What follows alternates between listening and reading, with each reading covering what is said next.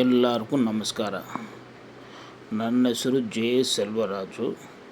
ನನ್ನ ಕಂಪನಿ ಹೆಸರು MME borewell.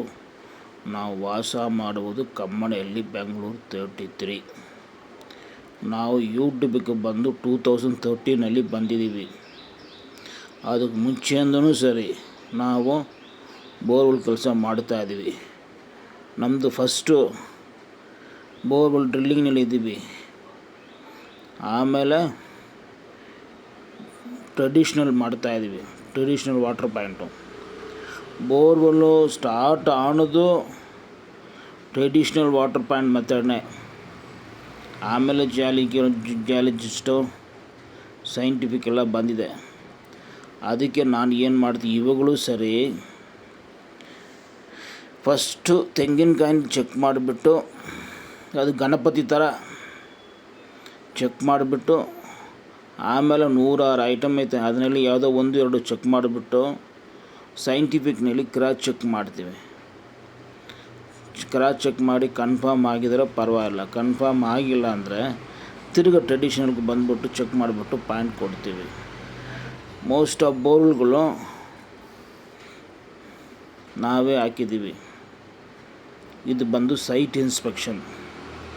ಈ ಥರ ಒಂದು ವಿಡಿಯೋ ಮಾಡಬೇಕು. ಯಾವುದೋ ಒಂದು ಕಾರಣಕ್ಕೆ ಕಸ್ಟಮರ್ ಕರೀತಾರೆ, ನಾವು ಏನು ಮಾಡಬೇಕು, ಈ ಹೈಟು ಎಲ್ಲ ತೋರಿಸ್ಬೇಕು. ಬೋರ್ವೆಲ್ ಓಪನ್ ಮಾಡಿ ತೋರಿಸ್ಬೇಕು.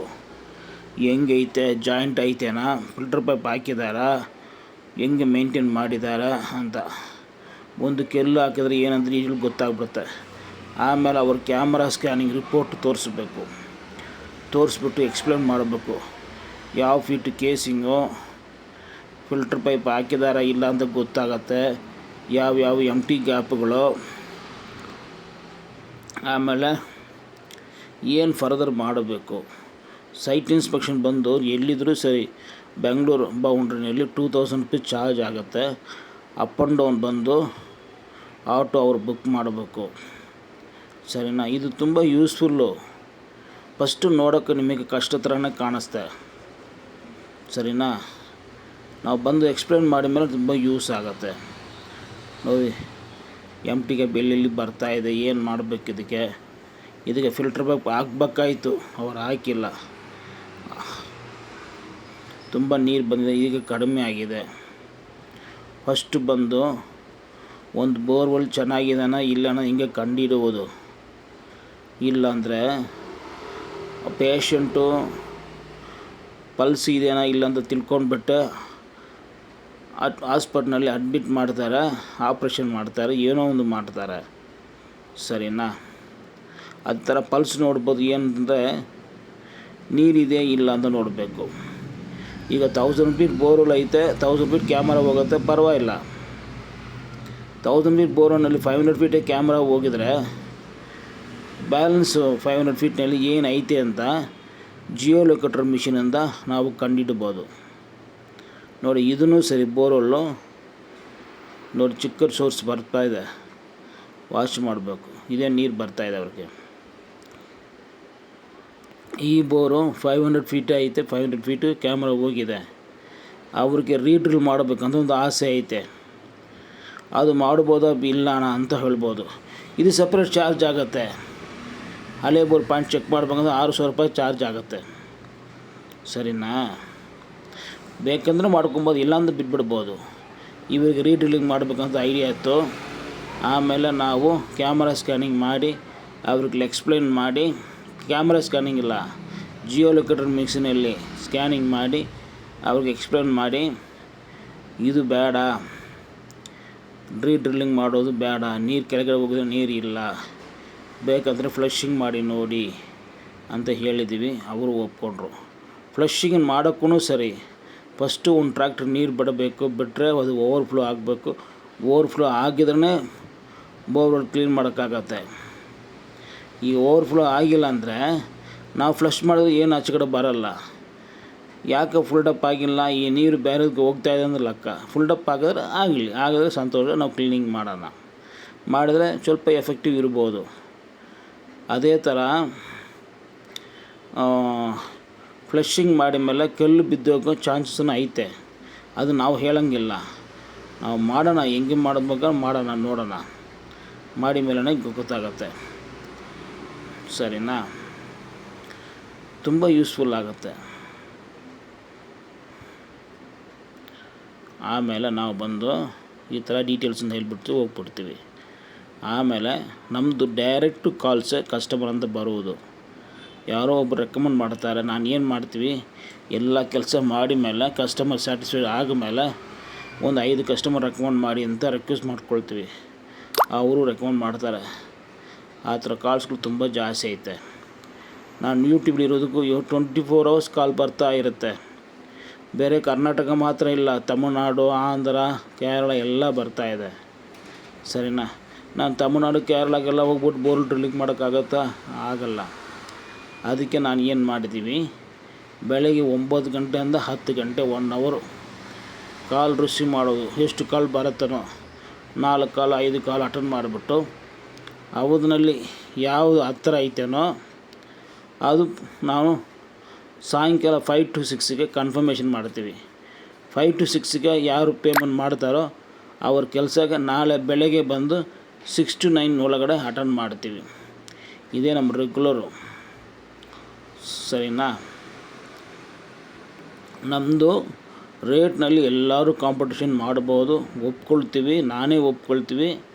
ಬಟ್ ನನ್ನ ಸರ್ವೀಸ್ನಲ್ಲಿ ಯಾರು ಕಾಂಪಿಟೇಷನ್ ಮಾಡೋಕ್ಕಾಗಲ್ಲ. ಯಾರೋ ಇದ್ದರೆ ಹೇಳಿ ನೋಡೋಣ ಯಾರಂತ. ಸರಿನಾ?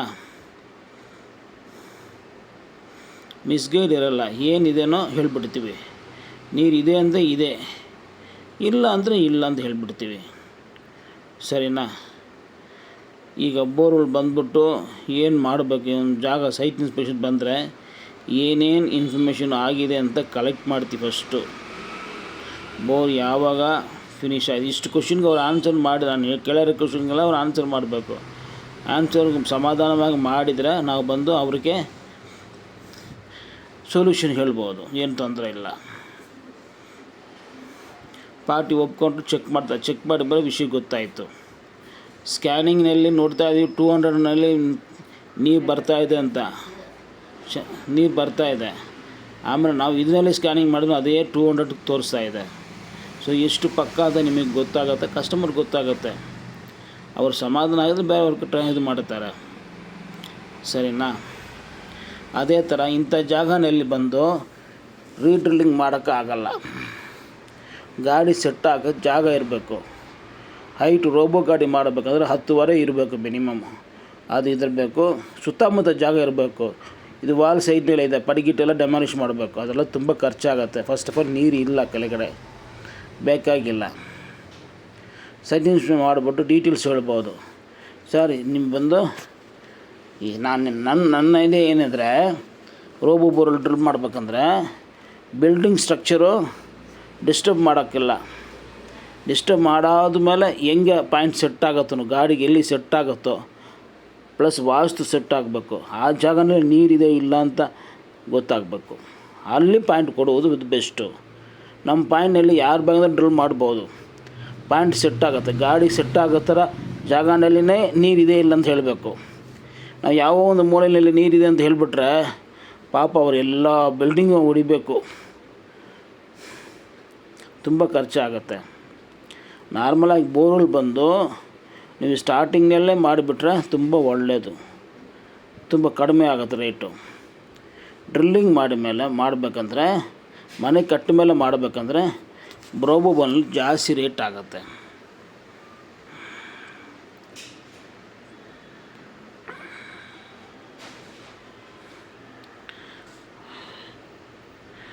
ಆಮೇಲೆ ಫಿಲ್ಟರ್ ಪೈಪ್ ಬಗ್ಗೆ ಹೇಳಿದ್ದೀವಿ ನಾನು ಮುಂಚೆನೇ.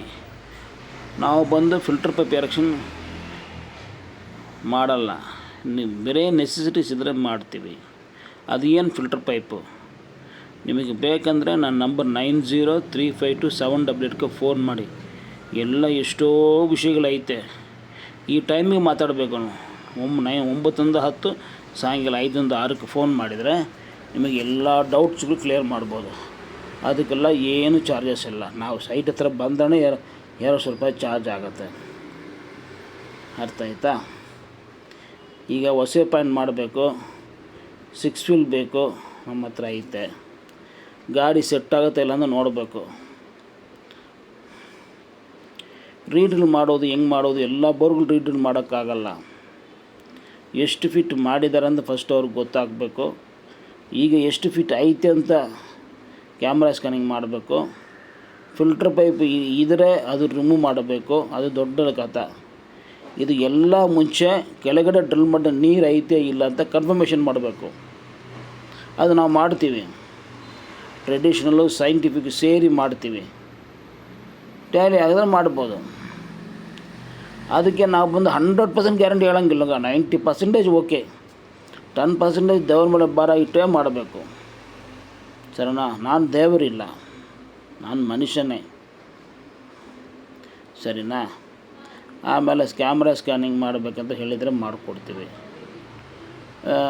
10 ವರ್ಷ ಮುಂಚೆ ಬೋರ್ ಇದ್ರೆ ಡ್ರಿಲ್ ಮಾಡೋಕ್ಕೆ 6 ಇಂಚು ಬೋರ್ ಇಲ್ಲದ್ರೆ ಡ್ರಿಲ್ ಮಾಡೋಕ್ಕಾಗಲ್ಲ. 6.5 ಇದ್ದರೆ ಡ್ರಿಲ್ ಮಾಡ್ಬೋದು, ರೀಡ್ರಿಲ್ ಮಾಡ್ಬೋದು. ಎಲ್ಲರೂ ಪಾಯಿಂಟ್ ಚೆಕ್ ಮಾಡ್ತಾರೆ. ತೆಂಗಿನಕಾಯಿ ಶೇಕ್ ಹಾಕ್ಬಿಟ್ರೆ ನೀರು ಐತಿ ಅಂತ ಲೆಕ್ಕ ಇಲ್ಲ. ಈಗ ಹೊಸಬ್ರಿಗೂ ಎಕ್ಸ್ಪೀರಿಯನ್ಸ್ ಅವ್ರಿಗೂ ಖಂಡಿತ ಡಿಫ್ರೆನ್ಸ್ ಇರುತ್ತಾ ಇಲ್ಲನಾ ನೀವೇ ಹೇಳಿ. 30 ವರ್ಷ ಎಕ್ಸ್ಪೀರಿಯನ್ಸ್ ಐತೆ, ಅವ್ರಿಗೆ ಹೆಂಗೆ ಇರುತ್ತೆ. 3 ವರ್ಷನಲ್ಲಿ ಬಂದುಬಿಟ್ಟು ಹೇಳ್ಕೊಡ್ತಾರೆ, ಅವ್ರಿಗೆ ಹೆಂಗಿರುತ್ತೆ. ಎರಡಕ್ಕೂ ನೀರು ಬರುತ್ತೆ, ಬಟ್ ಎಕ್ಸ್ಪೀರಿಯನ್ಸು ಡಿಫ್ರೆಂಟ್ ಆಗುತ್ತೆ.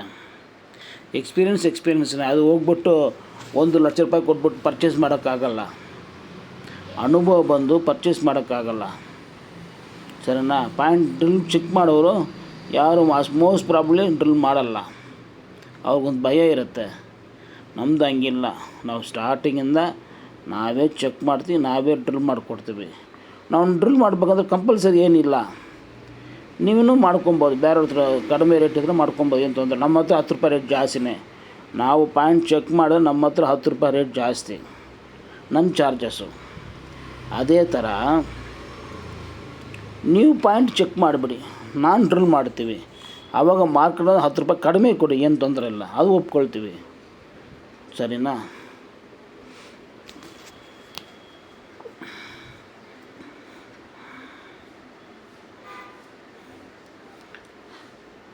ಎಲ್ಲರೂ ಯಾರು ಚೆಕ್ ಮಾಡಿದ್ರು ಪಾಯಿಂಟ್ ಚೆಕ್ ಮಾಡಿ. ಆಮೇಲೆ ಬಂದು ಇನ್ನೊಂದು ಮರೆತುಬಿಟ್ಟು ನೋಡಿ. ಈಗ ನೀವು ನಾವು ಚೆಕ್ ಮಾಡಿಬಿಟ್ಟಿದ್ದೀವಿ, ನೀವು ಡ್ರಿಲ್ ಮಾಡ್ತಂದ್ರೆ ನಮಗೆ ಏನು ಮಾಡಬೇಕು, ನೀವು ಸ್ಟಾರ್ಟಿಂಗಿಂದ ಎಂಡು ಮಾತ್ರ ಎವ್ರಿ ½ an hour ಒಂದೊಂದು ರಾಡೂ ಎಷ್ಟು ಟೈಮ್ ಹೋಗಿದೆ ಅಂತ ನಮಗೆ ಇಂಟಿಮೇಷನ್ ಮಾಡಬೇಕು. ಒಂದೊಂದು ರಾಡೂ ಸರಿ 2 ನಿಮಿಷ ವೀಡಿಯೋ ಮಾಡಬೇಕು. ಅದು ಹೆಂಗಂದ್ರೆ ಬಿಗಿನಿಂಗು, ಸ್ಟಾರ್ಟ್, ಎಂಡು, ಮಿಡಿಲು, ಎಂಡು ಎಷ್ಟು ಹೆಂಗೆ ಹೋಗ್ತಾಯಿದೆ ಅಂತ ಕೆಳಗಡೆ ಟಾಪು ತೋರಿಸ್ಬೇಕು. ಈ ಥರ ಎಷ್ಟು ರಾಡ್ ಮಾಡ್ತಾರೆ ಅಷ್ಟು ರಾಡನ್ನು ಕ್ಯಾಲ್ಕುಲೇಟ್ ಮಾಡಿ ವೀಡಿಯೋ ಮಾಡಿ ಕಳಿಸಿದರೆ ನೀರಿಗೆ ನಾನು ಗ್ಯಾರಂಟಿ. ಸರಿನಾ? ನೀವು ಕಳಿಸಿಲ್ಲ ಅಂತ ನಾವು ಗ್ಯಾರಂಟಿ ಕೊಡಲ್ಲ. ಸರಿನಾ? ಯಾಕಂದರೆ ನೀವು ಲೈವ್ ವಿಡಿಯೋ ಕೊಟ್ಟರೆ ನಾವು ಏನು ಮಾಡ್ತೀವಿ, ನಾವು ಯೂಟ್ಯೂಬ್ಲಿ ಅಪ್ಲೋಡ್ ಮಾಡಿಬಿಟ್ಟು ಎಲ್ಲರಿಗೂ ಪ್ರಾರ್ಥನೆ ಮಾಡ್ಕೊಳ್ಳಿ ಅಂತ ನಮ್ಮ ಸಬ್ಸ್ಕ್ರೈಬರ್ಗಳಿಗೆ ಹೇಳ್ತೀವಿ. ಅವ್ರು ಪ್ರಾರ್ಥನೆ ಮಾಡಿ ಯಾವ ಬೋರ್ ಫೇಲ್ ಆಗಿಲ್ಲ. ಮ್ಯಾಕ್ಸಿಮಮ್ ಬೋರ್ಗಳು ಸಕ್ಸಸ್ಸೇ ಆಗಿದೆ. ಸರಿನಾ? ಅದಕ್ಕೆ ಬೇರೆ ಏನು ಅದು ಹೆಸರು ಲಾಗ್ ಬುಕ್ಕು, ಅದು ಮೇಂಟೈನ್ ಮಾಡಿದ್ರೆ ತುಂಬ ಒಳ್ಳೆಯದಾಗುತ್ತೆ. ಒಬ್ಬರು ಸೆಪ್ರೇಟಾಗಿ ಇರಬೇಕು.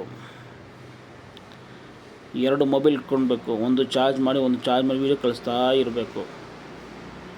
ಯಾವ ಕಾರಣಕ್ಕೂ ಅದು ಲಾಗ್ ಬುಕ್ ಬಗ್ಗೆ ಡೀಟೇಲ್ಸು ಫೋನ್ ಮಾಡಿ ಹೇಳ್ತೀವಿ. ಯಾವ ಕಾರಣಕ್ಕೂ ದಯವಿಟ್ಟು ಫಿಲ್ಟರ್ ಪೈಪ್ ಹಾಕೋದು ಬೇಡ. ನಿಮಗೆ ಡೌಟ್ ಇದ್ದರೆ ವೀಡಿಯೋಗಳು ಕಳಿಸಿ ನೋಡೋಣ. ಅದೇ ಥರ ಇನ್ನೊಂದು ಐತೆ, ಆನ್ಲೈನ್ ವಾಟರ್ ಪಾಯಿಂಟ್ ಅಂತ. ಈಗ ನಮ್ಮ ಹತ್ರ ಜಾಸ್ತಿ ಅಮೌಂಟ್ ಆಯ್ತು ಅಂದರೆ ಚೆಕ್ ಮಾಡಲ್ಲ ಕೆಲವರು. ಓಕೆ, ಒಪ್ಕೊಳ್ತೀವಿ. ಸರಿನಾ? ಆಮೇಲೆ ಆಲ್ರೆಡಿ ಪಾಯಿಂಟ್ ಚೆಕ್ ಮಾಡಿಬಿಟ್ಟಿದ್ರ ಅದು ಕ್ರಾಸ್ ಚೆಕ್ ಮಾಡಬೇಕು. ಆನ್ಲೈನಲ್ಲಿ ಒಂದು ಪಾಯಿಂಟಿಗೆ 2000 ರೂಪೀಸ್ ಚಾರ್ಜ್ ಆಗುತ್ತೆ ಅಷ್ಟೇ. ಫೋನ್ ಮೂಲಕ ನೀವು ಫೋನ್ ಮಾಡಿದರೆ ಫಸ್ಟು ಬಂದು ಸೈಟು ಲೊಕೇಶನ್ನು ಅಡ್ರೆಸ್ಸು ಕಳಿಸ್ಬೇಕು. ಅದು ಶಾರ್ಟ್ ವೀಡಿಯೋ ಕಳಿಸ್ಬೇಕು, ಸುತ್ತಮುತ್ತ ಜಾಗ ಇದು ಮಾಡಿ. ಆವಾಗ ನಾವು ನಮ್ಮ ಸೆಕೆಂಡ್ ಒಪಿನಿಯನ್ ಕೊಡ್ಬೋದು, ನೀರು ಐತೆ ಇಲ್ಲ, ಪಾಯಿಂಟ್ ಒಂದಡಿ ಹೆಚ್ಚು ಕಡಿಮೆ ಆಗುತ್ತೆ ಅದನ್ನು ಹೇಳ್ಬೋದು. ಸರಿನಾ? ಡ್ರಿಲ್ ಮಾಡ್ತಾಯಿದ್ರೆ ಅವಾಗಲೂ ಈಗ 600 ಫೀಟ್ ಡ್ರಿಲ್ ಮಾಡಿಬಿಟ್ಟಿದ್ರೆ ಫರ್ದರ್ ಡೆಪ್ತ್ ಹೋಗ್ಬೋದಾ ಬೇಡಣ ಅನ್ನೋ ಡೀಟೇಲ್ಸು ಅದನ್ನು ಹೇಳ್ತೀವಿ. ಸರಿ, ಇಷ್ಟು ನೇರ ಪೇಷಂಟಾಗಿ ನೋಡೋದಕ್ಕೆ ತುಂಬ ಸಂತೋಷ. ನಾವು ಇನ್ನೊಂದು ವೀಡಿಯೋನಲ್ಲಿ ಮೀಟ್ ಮಾಡೋಣ. ವೀಡಿಯೋ ಫಸ್ಟ್ ಟೈಮ್ ನೋಡೋರು ದಯವಿಟ್ಟು ಸಬ್ಸ್ಕ್ರೈಬ್ ಮಾಡಿ, ಆಲ್ರೆಡಿ ಸಬ್ಸ್ಕ್ರೈಬ್ ಮಾಡಿಬಿಟ್ಟಿದ್ರೆ ಬೇರೆಯವ್ರಿಗೆ ಶೇರ್ ಮಾಡಿ. ತುಂಬ ಧನ್ಯವಾದಗಳು. All is well, all is well. ಓಂ ವಸು ಬ್ರಹ್ಮದೇವ ಪುಟ್ರಿ, ಓಂ ಬ್ರಹ್ಮದೇವ ಪುಟ್ರಿ, ಓಂ ಬ್ರಹ್ಮದೇವ ಪುಟ್ರಿ, ಓಂ ಬ್ರಹ್ಮದೇವ ಪುಟ್ರಿ.